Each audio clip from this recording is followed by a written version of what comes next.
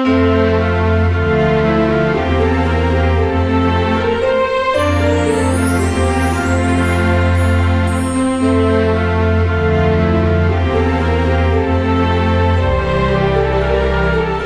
கயிறை கொண்டு வந்து பிதா கிட்ட கொடுத்துட்டாரு, இன்னொரு கயிறை ஆவியானகிட்ட கொடுத்துட்டாரு. நம்முடைய வாழ்க்கையின் கயிறை அவங்க ரெண்டு பேரும் பத்திரமா நம்மளை பிடிச்சிக்கிறாங்க. தேவ ராஜ்யம் என்பது என்ன? காணப்படாத தேவன், காணப்படாத தூதர்கள், காணப்படாத நாம், காணப்படாத தேவனுடைய செயல்கள், தேவனுடைய வார்த்தையில் மறைந்திருக்கிற அறிந்து கொள்வதுதான் தேவ ராஜ்யத்தின் நீதியும் தேடுவது. அப்ப கிறிஸ்தவ வாழ்க்கை என்பது என்ன? காணப்படாததை நம்புவதுதான் விசுவாசம்.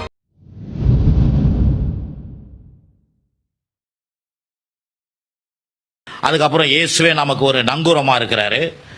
ஒரு நங்கூரமானா நம்ம ஒரு கயிறை கொண்டு வந்து கப்பல் அலசடிப்படுது ஆர்பாரில் இருக்கும்போது, அப்போ என்ன பண்ணுறான்? காற்றுல அலசடி போடுறோம். நம்முடைய வாழ்க்கையில் கூட பிரச்சனை, போராட்டம், சண்டை, சச்சரவு வரும்பொழுது அலசடி போடுறோம். அப்போது இயேசு என்ன பண்ணுறாரு? அந்த நங்கூரமாக இருந்து ஒரு கயிறை கொண்டு வந்து பிதா கிட்ட கொடுத்துட்டாரு, இன்னொரு கயிறை ஆவியானகிட்ட கொடுத்துட்டாரு. நம்முடைய வாழ்க்கையின் கயிறை அவங்க ரெண்டு பேரும் பத்திரமா நம்மளை பிடிச்சிக்கிறாங்க. ஆகவே நம்ம அசைக்கப்பட மாட்டோன்றதை பார்த்து முடித்தோம் இல்லையா?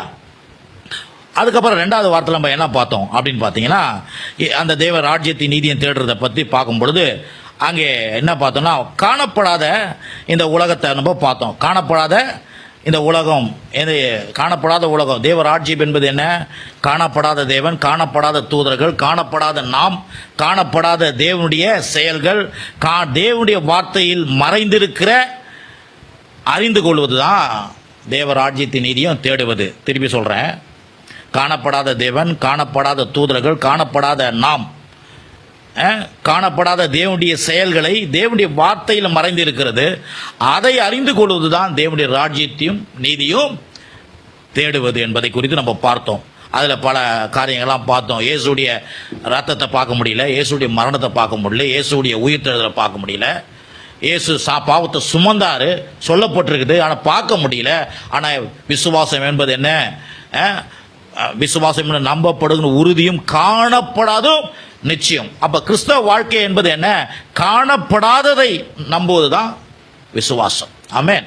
அதான் கிறிஸ்தவ வாழ்க்கை. கிறிஸ்தவ வாழ்க்கை என்பது பார்க்கறதுக்கு கிறிஸ்தவ வாழ்க்கை இல்லை.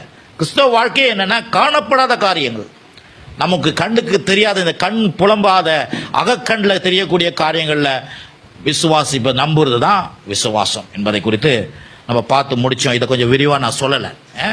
அப்போ வேத வசனத்தில் இதெல்லாம் இருக்குது, பார்க்க முடியல. பார்க்காததுனால இது இல்லைன்னு இல்லை, பார்க்காததை விசுவாசிப்பது தான் விசுவாசம். அதுதான் தேவனுடைய ராஜ்யத்தின் நீதியும் தேடுவது. காணப்படாத தேவன், காணப்படாத உலகம், காணப்படாத மனிதன், நான் காணப்படாத தூதர்கள், காணப்படாத தேவனுடைய வார்த்தையில மறைந்திருக்கிற மறைப்பொருளை நான் அலசி ஆராயிரம் பாருங்க. அதுதான் தேவனுடைய ராஜ்யத்தின் நீதியும் தேடுவது. அதை தான் நம்ம பழைய ஏற்பாடுலாம் அந்த சிம்பாலிக்காக நடந்ததெல்லாம் எடுத்து காமிச்சோம். 5 ராஜாவை கொண்டு வந்து யோசுவா வந்து காலை வச்சு மிதிக்க சொல்கிறான். அந்த 5 ராஜானா யார்? பாவம் என்கிற ராஜா, பிசாஸ் என்கிற ராஜா, சாபம் என்கிற ராஜா, வியாதி என்கிற ராஜா, வறுமை என்கிற ராஜா, இப்படிப்பட்ட 5 ராஜாவையும் ஆண்டு கொண்டுதாங்க நம்மளை. ராஜான்னா அந்த ஆளப்பட்டிருந்தது. அந்த 5 ராஜாவையும் இயேசு கல்வாரி சிலுவையில் நசுக்கினார். அதை தான் ஜோஷுவா பழைய ஏற்பாட்டில் காண்பிச்சான்றதை நம்ம எடுத்து தேவ ராஜ்யத்தை தேடுவது அப்படின்னா, மறைந்திருக்கிற காரியங்களை விளங்கி கொள்வது தான் தேவனுடைய ராஜ்யத்தின் மீதியும் தேடுவது என்பதை குறித்து நம்ம பார்த்து முடித்தோம்.